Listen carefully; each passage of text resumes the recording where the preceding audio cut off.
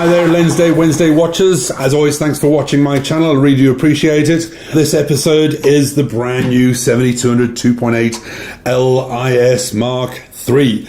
Now, last week you saw me talking about the new 7200 f4 LIS Mark II. This was announced on exactly the same day, on 7th of June 2018. What an incredible lens the 7200 2.8 has been for Canon. From Mark I to Mark II, Mark II came out around about 2010. A very, very good upgrade, very, very good tweak in terms of the optical performance, close focusing distance, stabilizer, etc. And since 2010, that's been the workhorse for the vast majority of photographers. The three most critical lenses most photographers start off with: 2470 2.8, 7200 2.8, maybe something like a 1635. Talk about that in an upcoming episode. But the 7200 2.8 is the staple of any full-time working pro photographer. The biggest thing that we saw as far as this, as soon as this baby was announced recently, was the vast majority of people saying, what could Canon possibly do? This lens is already astonishingly good.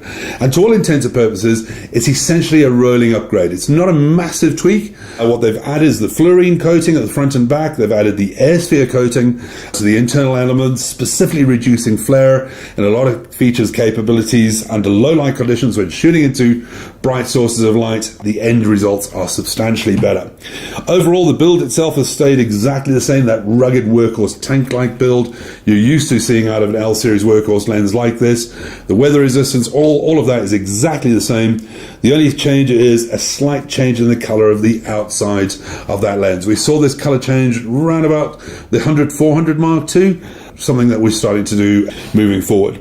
It's going to replace the existing 7200 2.8 Mark II and a rolling change. To all intents and purposes, launching again, fantastic news, at almost the same price. No massive change in price, but a tweak in terms of performance, and this will become the standard workhorse moving forward.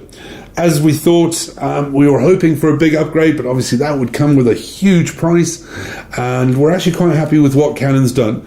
The fluorine coating helps with fingerprints and dust and water and moisture on the front and back elements. That air sphere, as I mentioned, for flare under low light conditions, especially at f2.8. That's going to be quite a nice difference, I would think. And we'll start to see a lot of photographers raving about how good that actual air sphere coating actually is. As you could expect from a 7200 2.8, it's not exactly cheap. The stabilizer is exceptionally good. The optics are exceptionally good. It's an L-series workhorse lens. As a working pro, you kind of like have to have one in the bag, and there really is no compromise when it comes to quality as far as this baby's concerned.